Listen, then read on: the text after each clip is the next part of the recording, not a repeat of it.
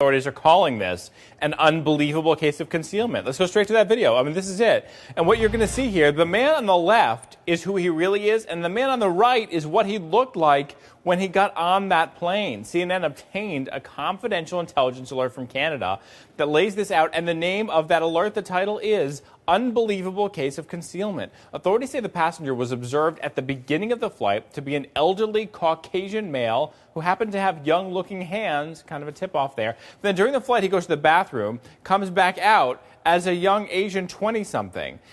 This was an Air Canada flight from Hong Kong to Vancouver. Air Canada corporate security alerted authorities, who then had agents meet the passenger at the gate in Vancouver. He then made a claim for refugee protection, according to this alert from the Canada Border Services Agency, which was obtained by R. Scott Zamost with the CNN Special Investigations Unit.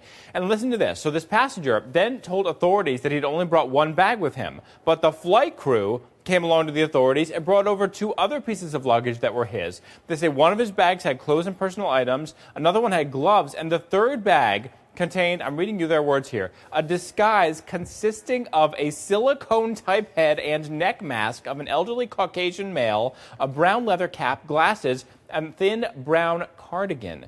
Then he put that disguise on for the officers, and they said that he very much resembled an elderly Caucasian man, complete with mimicking the movements of an elderly person. He is now being held for immigration hearing. Kira, this is absolutely wild. Well, clearly there's security concerns. So how did he get on the plane? Do we have any idea why he was doing this? We know a little bit. You know, we don't know his motivation or really anything about him, except that he did say he's seeking refugee status. So maybe he wants asylum. Maybe there's a problem. We don't know that. We do know authorities say they believe that the way he got on was he switched boarding passes with a U.S. citizen, actually, and then used something called an Aeroplan card as ID to get on the flight. An Aeroplan card tracks frequent flyer miles. But who is this U.S. citizen? We don't know. Authorities say, this is interesting too, they say the U.S. citizen that he switched IDs with was born in 1955, but if you look at what he looked like when he was getting on the plane, he looked a lot older in that disguise than 55 years old.